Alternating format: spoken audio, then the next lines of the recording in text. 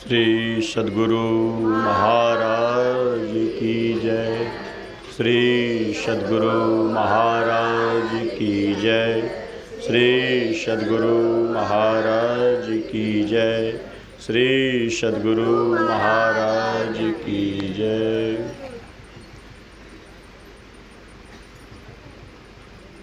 आनन्दमानन्दकरं प्रसन्नं ज्ञानस्वरूपं निजबोधरूपं योगीन्द्रियमीड्यं भवरोगवैद्यं श्रीमद्गुरुं नित्यमहं नमामि। श्रीमद्गुरुं नित्यमहं नमामि।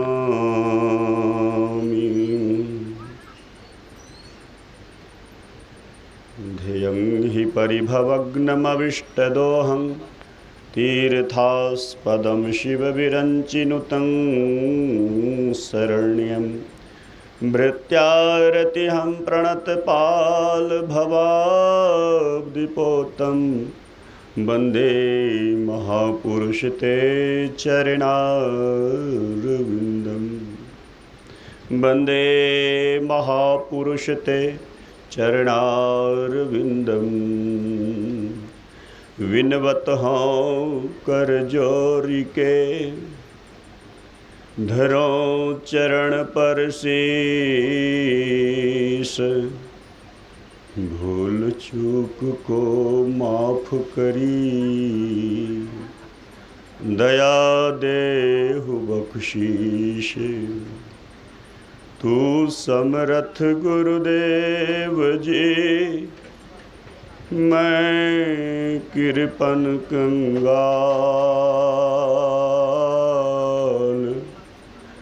अपनी ही दया दृष्टि से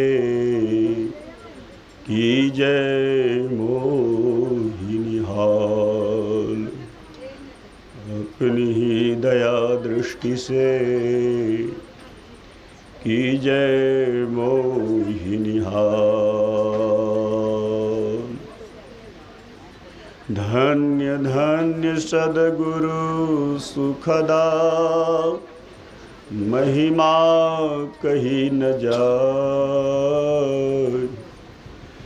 जो कछु कहु तुम्हारी कृपा मोते कछु न बसाय। जो कछु कहूँ तुम्हारी कृपा मोते कछु न बसाय। सर्वक्षण स्मरणीय जन जन के मानस स्मरण अध्यात्म गगन के चमकते सितारे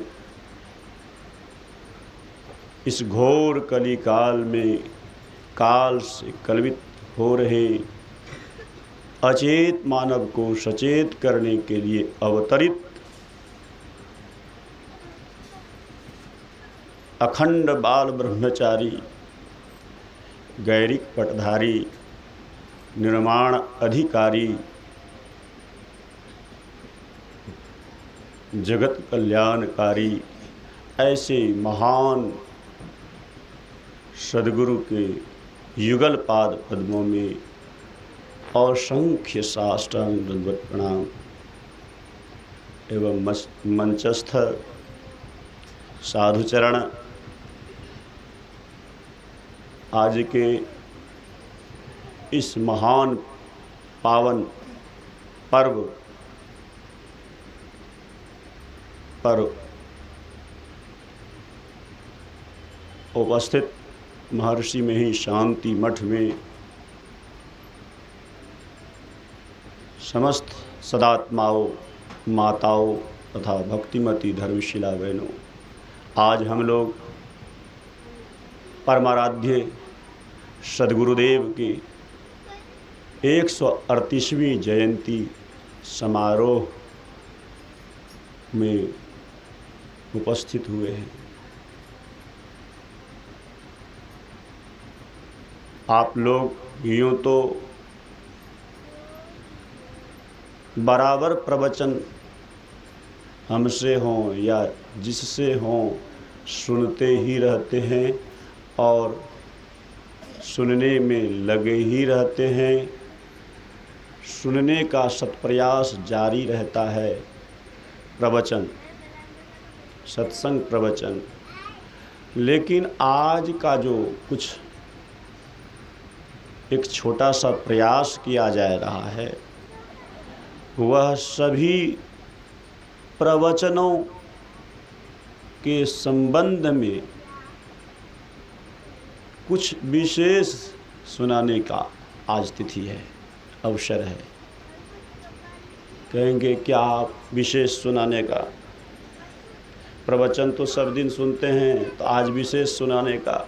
जितना जिस रूप में आप अपने मन मस्तिष्क में संतों की वाणी को रख पाए हैं, सत्संग के माध्यम से सुन करके संजोग करके रख पाए हैं, आप अपने मन मस्तिष्क को अपने तरीके ढंग से आप सावधान और सचेष्ट बना करके रखेंगे, तो क्या सुनाने की एक छोटा सा सत्प्रयास करेंगे कि सभी सत्संग के संतवाणी के प्रवचन को सद्गुरु के जीवनचर्या में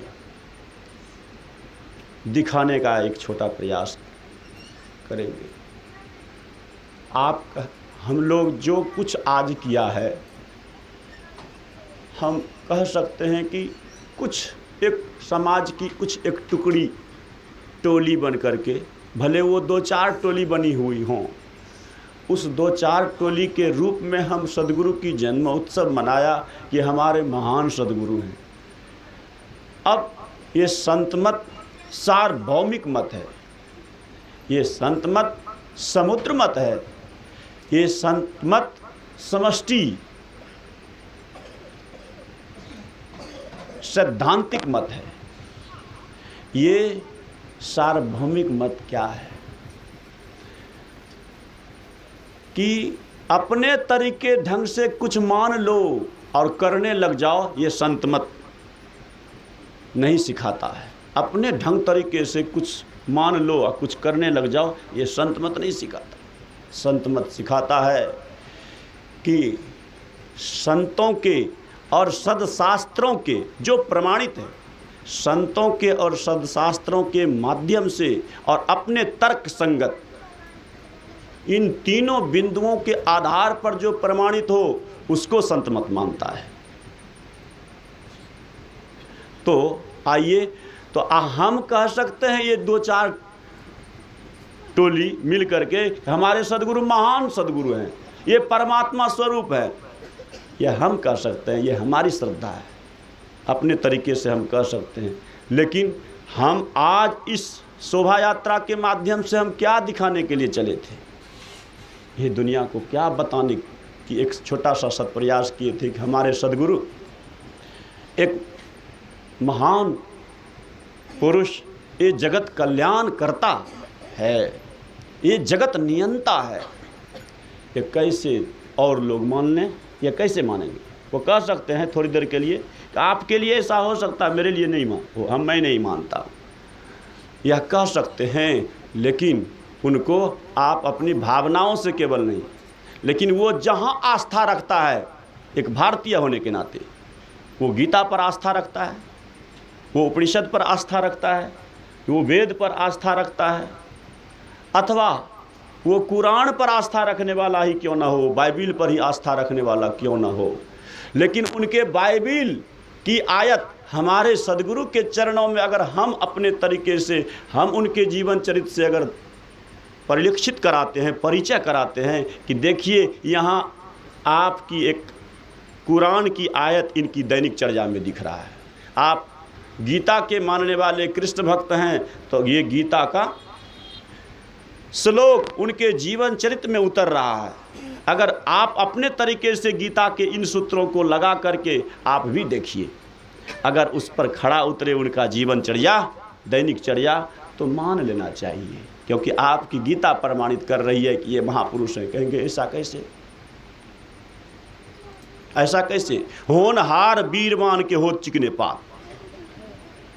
जो होनहार होते हैं उसका हर एक क्रियाकलाप में एक विलक्षणता होती है, एक विशिष्टता होती है, एक दिव्यता भाषित होता है। तो कहेंगे कि आप लोग जानते हैं, बहुत लोग जानते हैं, हमारे सद्गुरुदेव के एक भौतिक परिचय लीजिए कि उनका पैतृक गृह सिकलीगढ़ धराड़ा, सब जानते हैं। जन्मभूमि खोखशीश्याम मझवा, मधेपुरा जिला अंतर्गत। ये हम लोग सौभाग्यशाली हैं, दो महापुरुष हमारे जिला में जन्म लिए, महर्षि संत सेवी जी महाराज और गुरुदेव तो कहने का है, और भी कई हुए हैं। तो अभी तो यहाँ पर हमारे सद्गुरु ये भौतिक परिचय दे रहे हैं, और उनके पिताजी का नाम बाबू बबजन लाल दास, कर्ण कायस्थ कुल के, और उनकी माता आप लोग जानते हैं, माता जनकवती। वो परम विदुषी, हम कह सकते हैं वो जगत जननी, क्योंकि ऐसे संतान को जन्म देने वाली वो महान सती, 7 महासतियों का वर्णन आया है। अगर आज हम उन 7 महासतियों में 8वां महासती उसको हम जोड़ दें तो कोई अतिशयोक्ति नहीं होगी। क्यों कि कोई सती ही संत को जन्म दे सकती है, कोई सती के ही उदर में कोई संत आ सकता है, ऐसे तैसे के उदर में संतों का प्रादुर्भाव नहीं होता है। इसलिए महाशास्त्रों ने कहा 3 सजावत देश को सती संत और शूर, 3 लजावत देश को कपटी कायर क्रूर। तो कहते हैं देश को सजाने की बात अगर कहते हैं, देश को संवारने की भी बात अगर कहें, तो हम लोग ये बाजे गाजे से, भोज भंडारा से, श्री सद्गुरु महाराज की जय चिल्लाने से केवल यही इतने ही टोली का काम करते हैं। अपने केवल मठ मंदिर के अंतर्गत ही अपना काम करते हैं, या सत्संगी केवल गीत गाने के लिए एक तोता रटान की है, नहीं। इन कार्यों में जो आज हम लोग किए कर रहे हैं, और जैसे महापुरुषों की छाया में हम अपने को सरेंडर किया है अपने को, तो कहते हैं ऐसे महापुरुष और ऐसे महापुरुषों के हवाले करने वाले के माध्यम से क्या क्या कार्य होता है जाने अनजाने में। तो कहते हैं वो राष्ट्रहित में भी उसका कार्य है। ये सत्प्रयास, संतों की सेवा, संतों की संगति और संतों के विचारों की अनुरक्ति, ये सामाजिक कार्य का भी एक रूप है, राष्ट्रीय कार्य भी है। इसलिए कहते यहाँ देश को, देश का शब्द आया, 3 सजावत देश को, सती संत। संत का दूसरा नंबर आया है, पहला नंबर संतों का नहीं है। देश सजाने में पहला नंबर संतों का नहीं है। तब तो कहते हैं बहुत सारे शहीद हो गए, वीर शहीद, उनका भी नंबर नहीं आया। बहुत बड़े बड़े महान प्रतिभावान शीर्ष पद पर रहने वाले, जो सर्वोच्च पद को संवारने की सामर्थ्य रखने वाले, जिसको नेता भी कहते हैं दूसरे शब्द में नहीं, और सरहद पर अपनी जलवा दिखाने वाले, किसी का नाम नहीं आया। 3 सजावत देश को, तो उसमें पहला नंबर किसी का नाम नहीं लिया, नहीं संत को लिए, ना उन वीर शहीदों का लिए, क्योंकि इन किसी का भी नाम अगर लेते हैं तो सबके पीछे उसका मूल में आ गया सती। अगर सती नहीं होती तो उसमें वो वीर शहीदों को, वो जुझारुओं को जन्म देने की सामर्थ्य उन माँ में नहीं होती। क्योंकि अगर वो महान वीर शहीद हुए हैं तो परम वीरांगना उनकी माँ निकली है, उनकी जीवनी बहुत सारी है। भगत सिंह जितने बड़े वीर थे उतने, और उसकी माँ से पत्रकार ने पूछा तो उनसे भी परम वीरांगना वाला शब्द निकला। कहा रो रही हो तो ठीक है, रोने की बात देख लीजिए क्या भाषा है, रोने वाली बात तो है ही है, एकलौता बेटा, अब तुम्हारा मारा गया है तो रोना तो सही है। कहा नहीं, मैं किस लिए रो रही हूँ उस बात को समझ लो। देखिए मैं सती के ओर ले जा रहा हूँ थोड़ा संकेत, कि मैं वहाँ कहती हैं माता जी, कहती है मैं बेटे के लिए रोती तो हूँ लेकिन अपने कोख पर रोती हूँ, उनके वो मर गया इसलिए नहीं रोती हूँ, मैं अपने कोख पर रोती हूँ। हाय परमात्मा ने क्यों ऐसा किया, कम से कम एक पुत्र और दिए होते तो भगत सिंह का जो बच्चा अधूरा कार्य रह गया था, मैं अभी उसको पीठ ठोक करके भेज देता, जाओ बेटा अपने बड़े भाई का अधूरा कार्य पूरा करो।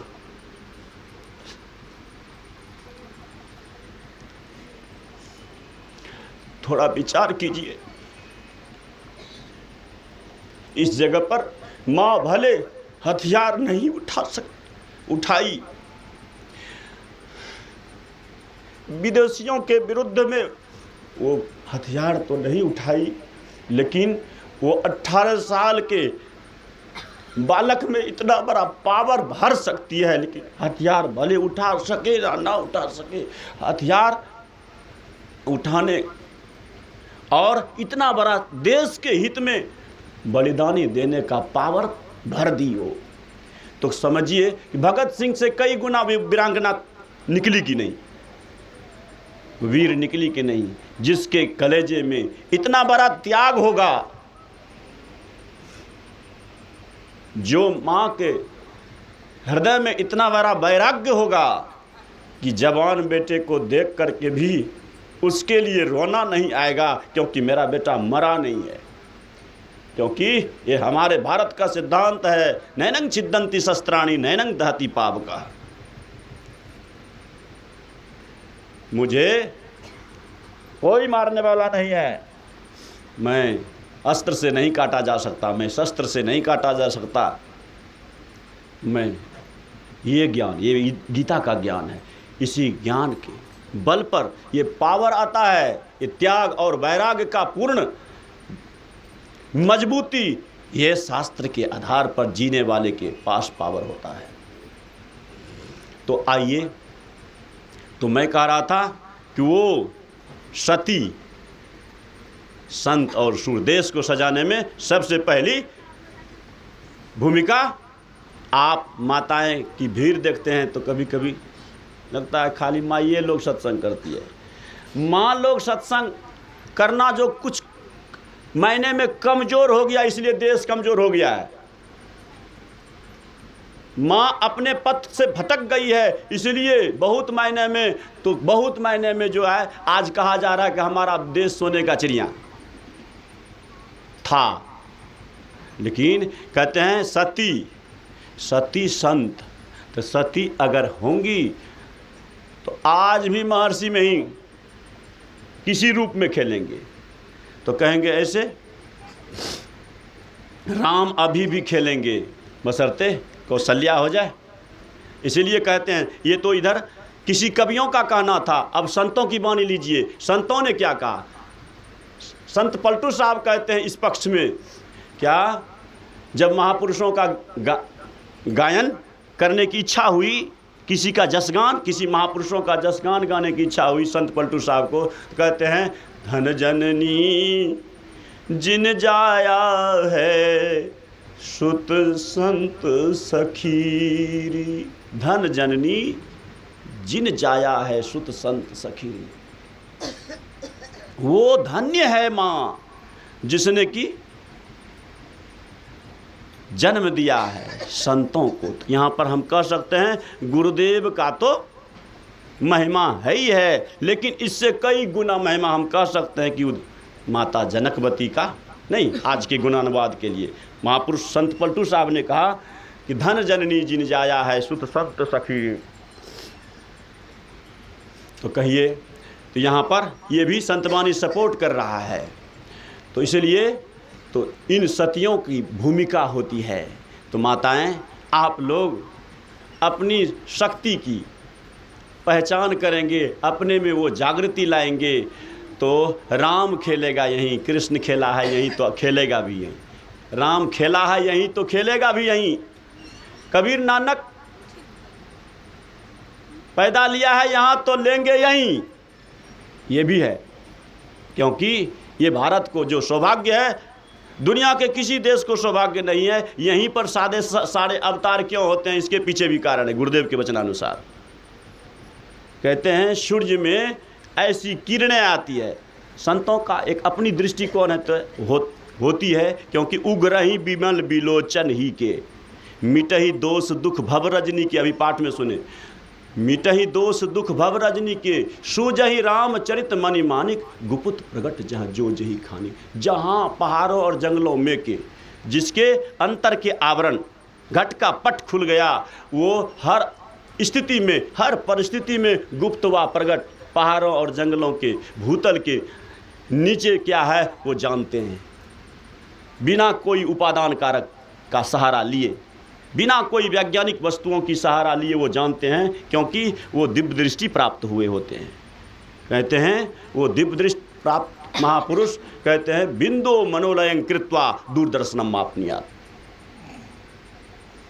जो बिंदु प्राप्त कर लेते हैं वो कहीं के भी दृश्य को वो देख सकते हैं। तो हम कह सकते हैं गुरुदेव के वचनानुसार कि वो गुरुदेव जो उद्घोष किए हैं, ये भारत सोने का चिड़िया, ये भारत विश्व गुरु कहलाने के पीछे कारण क्या रहा है कि इस सूर्य की किरणें पूरी दुनिया में जाती है ना, सूर्य की किरण, सूर्य जो उदय होता है पूरी दुनिया में जाती है, लेकिन यही अवतार, यही विशेष से विशेष अवतार भगवंत का और संत का, इसके पीछे कहते हैं कहे गुरुदेव कि जैसे मधुमक्खियाँ होती है, मधुमक्खी छत्ता देखें हैं, उसमें एक रानी मक्खी होती है, गुरुदेव एग्जाम्पल दिए, उसमें एक रानी मक्खी होती है। एक रानी मक्खी अगर उड़ जाए तो उसके साथ सारी मक्खियाँ चली जाएंगी।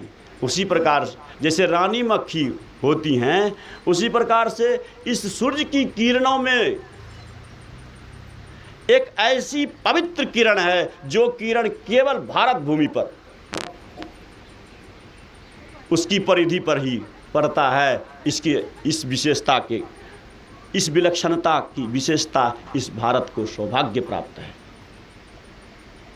ये गुरुदेव के वचनानुसार। तो हम कह सकते हैं ये गुरुदेव, कोई कहेंगे गुरुदेव ये कहाँ से बोले, तो कहते हैं वो पहाड़ों और जंगलों में के, उपनिषद कहता है। उपनिषद अगर हमारे गुरु के वचन आपको हमारे तरीके से, हम अपने तरीके से बोले तो मत मानिए कि हमारे गुरुदेव ऐसे महान थे। लेकिन आप कोई वेदांती है, कोई खड़दर्शनी है, तो वो अपने सिद्धांत के तरीके से, वो अपने शास्त्र के माध्यम से अवलोकन करे।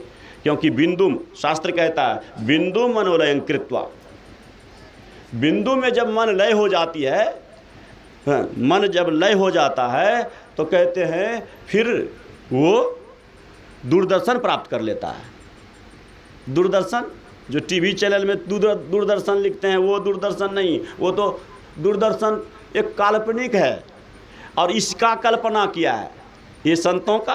ये टीवी चैनल जब नहीं हुआ था, तब से टीवी चैनल पैदा करने वाले का भी पैदावार नहीं हुआ था इस सृष्टि में, तब ये दूरदर्शन शब्द आया है उपनिषद में, और उसी को माध्यम बना करके वो दूरदर्शन शब्द दिए हैं। तो दिए तो हैं दूरदर्शन शब्द, लेकिन टीवी एक सहारा है नहीं। लेकिन संत महापुरुष किसी का सहारा लिए बिना दूरदर्शन प्राप्त करते हैं। वो बिंदु भेदन की युक्ति गुरु के द्वारा जो उसने प्राप्त करके भेदन कर लिया है, अंधकार का छेदन करके और प्रकाश में प्रविष्ट करके वहाँ प्रतिष्ठित हो गया है। तो कहते हैं कि वो देख करके हम भक्तों को बताए। तो अब आइए, तो हमारे गुरुदेव का जन्म हुआ खोखसी श्याम मझवा में, तो कहेंगे कि जन्म से ही ये अवतार, ये जन्मदिन नहीं है, ये क्या है? तो कहते हैं क्या है बाबा, ये बोलचाल के शब्दों में तो हम लोग बोलते ही हैं, लेकिन ये जन्म नहीं, कोई रामायणी, जब कथावाचक कभी जन्म नहीं बोलते भगवान का अवतार हुए, भगवान का अवतार हुआ, बार बार बोलेंगे, जन्म नहीं हुआ, अवतार हुआ है। और अवतार शब्द का भाव क्या है? वो स्वयं जो आना हुआ है, जिसका अपने मौज में जो आए हैं वहाँ अवतार लगता है। और जन्म कहते हैं परवश जीव और स्ववश भगवंता। कहते हैं जो परवश होकर के आते हैं इस संसार में वो जीव है, उसका जन्म होता है। और जो स्वयं अपनी मौज से आते हैं इस धरती पर उसको अवतार कहा जाता है। इसलिए हम कह सकते हैं कि हमारे सदगुरु का जन्म नहीं, उनका अवतार हुआ था। और किस लिए? हम अज्ञ जनों को आधार बनकर उस करतार को, उस परवरदिगार को अपने पुरुषार्थ के आधार पर दिखाने के लिए आए थे, नहीं तो उसको आने की कोई ज़रूरत नहीं। ये कहेंगे इसका क्या प्रमाण है आपके पास? वो अवतार थे, भगवान कृष्ण अवतार थे, तो बच्चे में 6 महीना, छठा दिन जो हुआ था, छठी भी नहीं अभी मनाया गया था, लेकिन वो कहते हैं क्या, वो चमत्कार दिखाने लगे थे। आपके गुरुजी क्या किए? आप प्रश्न करेंगे, ऐसे लोग प्रश्न कर देंगे कि आपके गुरुजी ऐसा कुछ किए हैं बचपन से, कुछ दिखा है ऐसा चमत्कार? दिखा है, बहुत ऐसे दिखा है जो बहुत कुछ नहीं भी लिखा गया है, दिखा है लेकिन लिखा नहीं है, ऐसे बहुत भी है। तो कहेंगे इसका क्या प्रमाण? एक घटना है जो वहाँ के लौकिक माहौलों के माध्यम से पता लगा है। कैसे? जो सत्यदेव शाह जीवनी लिखने वाले बहुत जगह रिसर्च किए, बहुत सारी बातों को उपलब्ध करने के क्रम में जो है बहुत सारी बात, और बहुत लोग ऐसे इच्छुक हैं जो गुरुदेव के जन्मभूमि जाते हैं भ्रमण करने के लिए, बूढ़े बुजुर्गों को कुछ न कुछ पूछते हैं ना शौक से। तो उसमें वर्णन आया है कि एक दिन की घटना सामने आई है कि गुरुदेव जिस समय शैशवावस्था में थे, तो आप लोग जानते हैं कि शैशवावस्था यानी बाल्य अवस्था में, शैशवावस्था है गरतर पर, जब ऐसे समझिए ठेठ शब्दों में नहीं, उस समय जब माँ के पेट से आए थे तो वो बालक 7 जटा लेकर के आए थे, 7 जटा लेकर के आए थे। जब 2-4 वर्ष का हो गया था उस वक्त भी जटा को बार बार सुलझा दिया जाता था झूलनदाई के माध्यम से। उनकी बहन थी, बड़ी बहन, झूलनदाई के द्वारा उसको बार बार सुलझा दिया जाता था। वो फिर कुछ ही घंटे में वो जैसा का तैसा हो जाया करता था। तो हम मोटे मोटे शब्दों में तो कोई कह देते हैं, इस पर तर्क दे देते हैं कि आपको ऐसा जटा वाला कई लड़के दिखा देंगे कि आपका महर्षि में ही हो गया, आपके गुरु जैसा हो गया। बोले कि वो भला आपका तर्क जैसा भी हो, लेकिन इसमें ये तर्क पर विचार करने लायक है। बार बार सुलझा दिया जाता है, कुछ ही देर में पूर्ववत हो जाता है, ये थोड़ा विचारणीय बिंदु हो जाता है, नहीं विचारणीय बिंदु हो जाता है। और चलिए यहीं तक नहीं, चलिए और आगे एक दिन की घटना है, गुरुदेव के बाल्यावस्था की बात सुना रहे हैं कि बालक जब 2-4 वर्ष के थे, एक नाव पर पार हो रहे थे। मैं कई बार शायद सुनाया है, आज तो यही सुनाने का तिथि है। तो नाव पर पार हो रहा था, कई लोग थे उसमें नाव में, और कुछ मनचले लड़के भी थे उसमें। उस नाव में कुछ मनचले लड़के थे। उस मनचले लड़के ने एक वहीं पर नाव पर बैठी एक माई थी जो गाछ हाँकने वाली थी, इतना उसका ख्याति था गांव में, तंत्र विद्या में सब लोग जानते चिंते थे। मनचले लड़के 2-4 जो है उसने मन बनाया सब के सब, आज इस बुढ़िया को चिढ़ाएंगे। वो मन बनाया, देखेंगे आज क्या क्या करती है। बोले गए बूढ़ी तुम तो गाछ हाँकती है, आज नाव को हाँक करके दिखा, तो नाव को उल्टा करके दिखा, तो हाँक करके नहीं, उल्टा करके दिखा तो तुम अपने बाण से। गाछ तो उल्टा देती है, हाँ गाछ तो उल्टा देती है, नाव को उल्टा के देखो तो। बोले कि नाव को जब उल्टाएंगे वो बूढ़ी कहती है गांव की भाषा में, नाव के जब उल्टे भो तो तोरा दशा की हो तो। हाँ, तो बोले कि तो हमरा चिंता नहीं कर, हमें सब हेलै वाला छिए, हेलबार। तो अपना करामत दिखाओ ना, एक बार देखियो, उल्टा दे नाव, तो अपना सोचिए, हमरा नहीं सोचे। बार बार उसको टॉर्चर किया, वो अपना मने मन शुरू कर दिया, अपनी ताकत का उपयोग करना शुरू कर दिया। और जब बार बार वो शुरू करे तो देखिए कि अंतिम बाण हम मंत्र चलाते हैं और कोई काम चमत्कार दिखता नहीं है, ये क्या बात है। तो उसके मन में वो हैरानी होने लग गई, ये क्या बात है। तो उसको भी कुछ जैसे दिव्य दृष्टि बोले संतों की भाषा में, ग्रंथों की भाषा में, उनको भी एक दृष्टि होती है, जुक्ति होती है। वो जुक्ति के माध्यम से वो बरनी लगा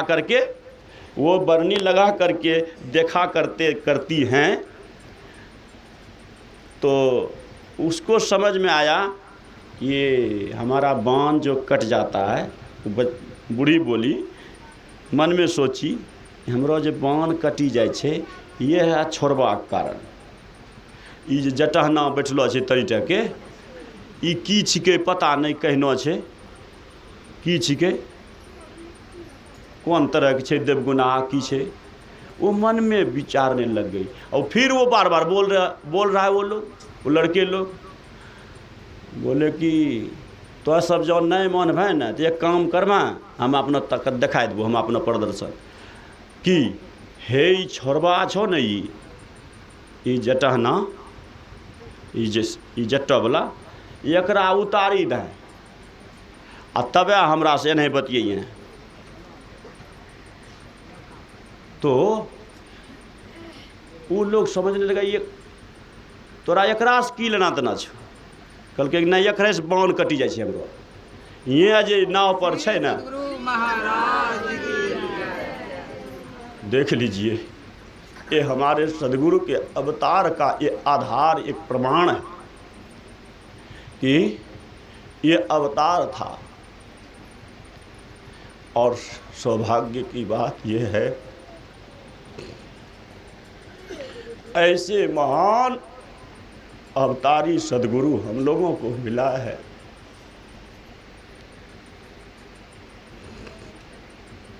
तो इनका क्रम, इनके जीवन के एक एक पहलू को अगर सुनाने लग जाए तो सामास में ही पूरी कथा 5 दिन, जैसे भागवत कथा करते हैं ना 7 दिन, इसको कम से कम भागवत कथा के टाइम के अनुसार उस तरह से कम 3 घंटा डेली करेंगे, जीवनी केवल बोलेंगे इस, तो 5 दिन कम से कम बोलेंगे ना, तब कथा लगेगा कुछ बोल दिए, कुछ बोला गया है। 1 घंटे में आपको सामास में एक संकेत मात्र मिल सकता है, परिचय पूरा नहीं सुन सकते हैं। तो इस तरह से ऐसे होनहार अवतार, जो कहिए ये होनहार वीरबान के हो चिकने पात, ये होनहार हैं, ये अवतार हैं, ऐसे ऐसे पहलुओं से सिद्ध होता है।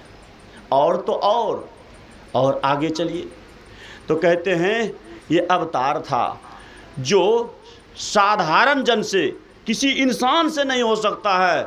संत बनने से पहले, पूर्ण सद्गुरु मिलने से पहले उनके जीवन में ऐसी ऐसी क्रियाकलाप पाई गई है, जिस समय अब सीधे आपको ले जाते हैं। जब वो घर से निकले थे, कहाँ से निकले थे, तो पूर्णिया जिला स्कूल से पढ़ने के क्रम में। अब प्रश्न पत्र में आया था कि यह मनुष्य शरीर किस लिए मिला है, प्रश्न यही था।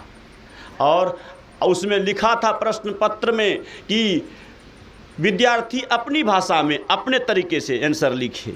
और सब सोचिए, इसी आंसर को लिखते लिखते ये भी हमारे सदगुरु का अवतार का प्रमाण है। और पूर्णिया जिला स्कूल में आप जा करके देख सकते हैं।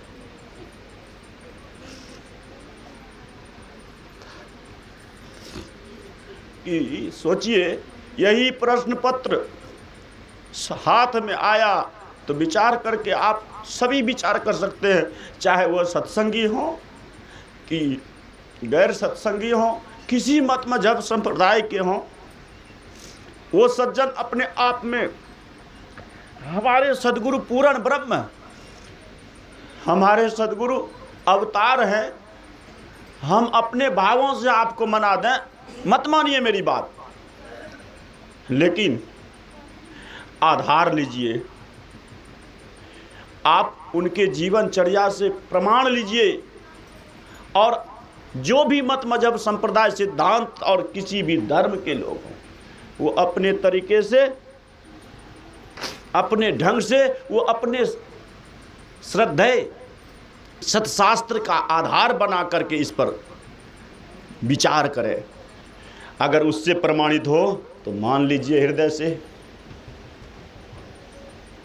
नहीं यही नहीं कहना होगा, मान लीजिए, मान लेना चाहिए और मानना ही पड़ेगा। अगर थोड़ी भी उनमें वास्तविकता होगी, संत शास्त्रों के प्रति, संतों के और शास्त्रों के प्रति, वो उनको अपने धर्म के प्रति अगर सही में आस्था होगी तो मानना ही पड़ेगा, मान ही जाएगा। क्यों? उनको उनके शास्त्र ही उन्हें मना लेगा। उनको उनके गुरु की, वास्तविक गुरु मिले हैं तो उनके इन जिज्ञासाओं की परिपुष्टि उनके गुरु कृपा से ही हो जाएगा। और उनके गुरु के, पूरे गुरु के, उनके धर्म के धर्माचार्यों के लेखन कार्य के उन शास्त्रों, उनके पुस्तकों में ही मिल जाएगा ये हमारे गुरु का सही प्रमाण। नहीं तो वहाँ पर क्या है, यहाँ हमारे गुरु के हाथ में आया, यानी वो महर्षि में ही, कौन महर्षि में ही नहीं, कौन रामानुग्रह लाल के हाथ में आया वो प्रश्न पत्र। विचार कीजिए, वो